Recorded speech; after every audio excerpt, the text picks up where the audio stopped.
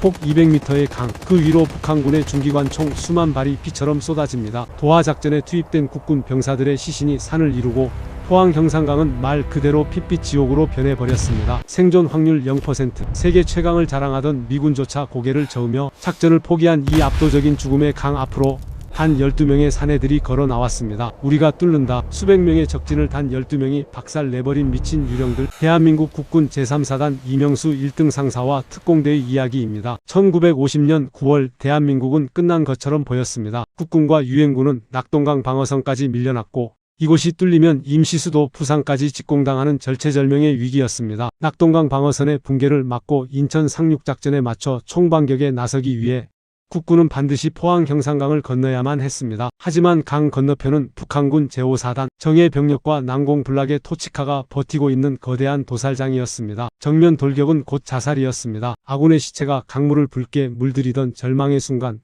이명수 1등 상사는 단 11명의 대원을 선발합니다. 살아서 돌아갈 생각은 버려라. 우리 12명이 죽어서 사단 전체를 살린다. 달빛조차 숨어버린 칠흑 같은 밤 12명의 결사되는 소리가 나고 움직임을 둔하게 만드는 무거운 철모와 군장마저 모두 벗어 던졌습니다. 오직 각자 수류탄 4발과 소총단 한 자루만 움켜쥔 채 전우들의 시신이 떠다니는 차가운 강물 속으로 소리 없이 스며들었습니다. 그들은 북한군의 눈을 피해 강을 건넌 뒤 적의 정면이 아닌 방어선 가장 깊숙한 측면으로 은밀히 파고들었습니다. 아군을 향해 미친듯이 불을 뿜던 북한군 핵심 토치카 3곳, 그들이 전혀 예상치 못한 등 뒤에서 12마리의 야수들이 동시에 이빨을 드러냈습니다. 쏴라! 이명수 상사의 외침과 함께 북한군 진지 안으로 수류탄이 우박처럼 쏟아졌습니다. 고막을 찢는 굉음과 함께 난공불락의 진지가 단숨에 산산조각 났습니다. 어둠 속에서 갑작스러운 기습을 받은 북한군은 경악했습니다. 대규모 국군 연대가 우회하여 자신들의 후방을 완전히 포위한 줄 알고 완벽한 패닉에 빠져버린 것입니다. 단 12명의 한국군 람보들이 수백 명의 적진을 휘저으며 전차를 무력화하고 지휘소를 쑥대밭으로 뒤집어 놓았습니다. 북한군의 화망이 무너져 내린 바로 그 1분의 틈, 국군 본대는 노도와 같이 강을 건넜고